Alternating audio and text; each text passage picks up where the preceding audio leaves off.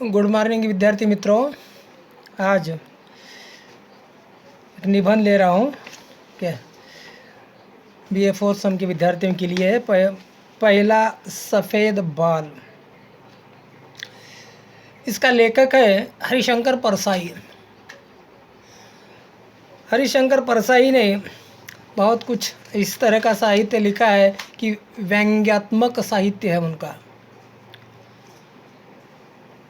उनके एक उपन्यास है रानी केतकी की कहानी, रानी नागमणि की कहानी। तो बहुत कुछ वहाँ उसमें व्यंग है। उसी तरह ये पहला सफ़ेद बाल। तो इंसान जब जवानी खोता है, मतलब सफ़ेद बाल आता है, तो खुद को क्या समझता है कि भाई अब मेरी आयु हो गई, मैं बूढ़ा हो गया हूँ, सीनियर सिटीजन हो गया हूँ, क्या वृद्धावस्था में कदम रखा हूँ। इस तरह की भावना, इस तरह के विचार मन में आते हैं क्या। उसी का उल्लेख हरिशंकर परसाई ने यहाँ पर किया है। सफ़ेद बाल, पहला सफ़ेद बाल हरिशंकर परसाई का व्यंग्यपूर्ण शैली में लिखा निबंध है, और जहाँ कथात्मकता तथा विविध संदर्भों द्वारा अपने मंतव्य को स्पष्ट करते चलते हैं। उत्तराधिकार व उत्तराधिकारी का प्रश्न निबंधकार के समक्ष उत्पन्न होता है। उनकी पीढ़ी के बाल तो जन्म से ही सफ़ेद है, क्योंकि वे महायोद्धाओं की छाया में बड़े हैं, अभावग्रस्त जीवन जीते रहे और जिजीविषा को खाते रहे। तो यहाँ पर क्या कहना चाहता है लेखक कि आजकल छोटे बच्चों के भी बाल सफ़ेद हो रहे हैं, लेकिन इससे पहले जो 60 साल के बाद सफ़ेद बाल होना शुरू होते थे, जब इंसान क्या समझता था कि भाई मैं अब बड़ा हुआ हूँ, एक वरिष्ठ नागरिक हुआ हूँ बोलकर इस तरह समझते थे। लेकिन आज वह परिस्थिति नहीं है। छोटे बच्चे के भी बाल सफ़ेद हो रहे हैं क्या। और यही कहने का तात्पर्य है कि भाई जन्म से सफ़ेद है, क्योंकि वे महायोद्धाओं की छाया में बड़े अभावग्रस्त जीवन जीते रहे हैं और जिजीविषा को खाते हैं। अतः उनके पास क्या है, भविष्य, विराट भविष्य, और वह भी आने वाली पीढ़ियों का। इस कारण उत्तराधिकारी की समस्या भी हल हो गई है। तो सफ़ेद बाल होने से मनुष्य एक निराश, एक दुखी, उनको एक मन में एक प्रकार की पीड़ा जो होती है, इसी का इस निबंध में लेखक ने उल्लेख करने का प्रयत्न किया है। मित्रों, पुत्र तो पीढ़ियों के होते हैं, केवल जन्मजात किसी का पिता नहीं होता। अतः वह एक भविष्य देना चाहता है। यानी जो भी पिता है अपने पुत्रों के भविष्य के बारे में सोचता है। खुद के जब बाल देखता है तो चलो भाई अब मेरी जवाबदारी मेरे पुत्रों को देना है, मेरे बच्चों को देना है, ये समझता है। मैं बूढ़ा हो गया हूँ क्या, इस तरह के विचार आ जाते हैं, जिसे मूर्त रूप देने में अभी वह जुटा है।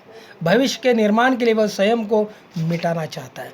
हर कोई इंसान अपना जो भविष्य होता है उसको क्या है, वहीं रोकने का प्रयत्न करता है। मतलब मैं वृद्धावस्था में कदम रखा हूँ, मैं कौन सा भी कष्टदायक काम नहीं कर पाता, कहीं घूम नहीं सकता, जो भी करना हल्का फुल्का करना है, सरलता से करना है, कठिन कौन सा काम नहीं होता हमारे ओर से। तो हमारे बच्चों को ये काम सौंपना उनकी जिम्मेदारी होती है, उनकी जिम्मेदारी उनको परिचय कराना, ये लेखक विचार करता है। तो सफ़ेद बाल से मनुष्य क्या, सफ़ेद बाल से पहले मनुष्य आज पहला सफ़ेद बाल दिखा, कान के पास बाले, काले बालों के बीच में झांकते हुए पतले रजत तार ने सहसा मन को झकझोर दिया।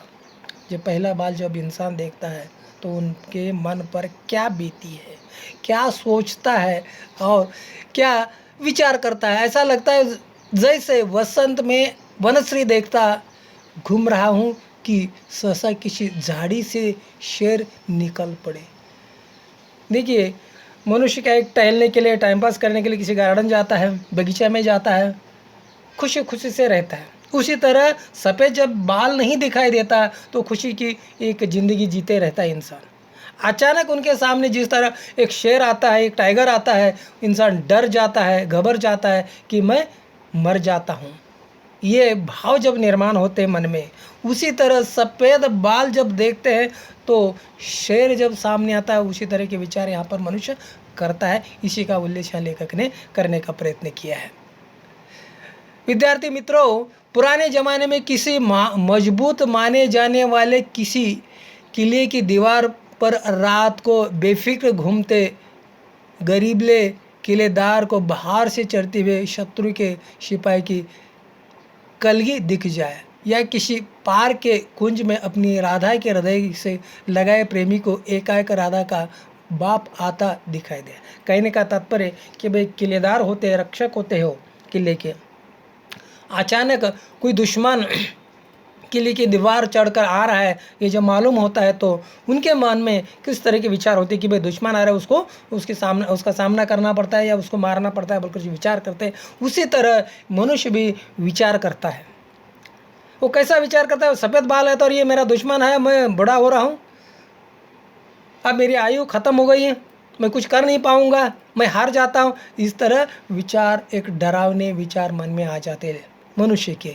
तो जिस तरह एक रक्षक दुश्मन को मारता है, उसी तरह इंसान भी क्या है, अपने सफ़ेद बाल को निकालने का या उखाड़ने का प्रयत्न करता है। जो भी इस तरह करता है, जो सफ़ेद बाल निकालने का प्रयत्न करता है, जहाँ से निकाले वहाँ से और ज़्यादा गुच्छ की तरह सफ़ेद बाल उगते हैं। तो करना व्यर्थ है, नहीं करना चाहिए।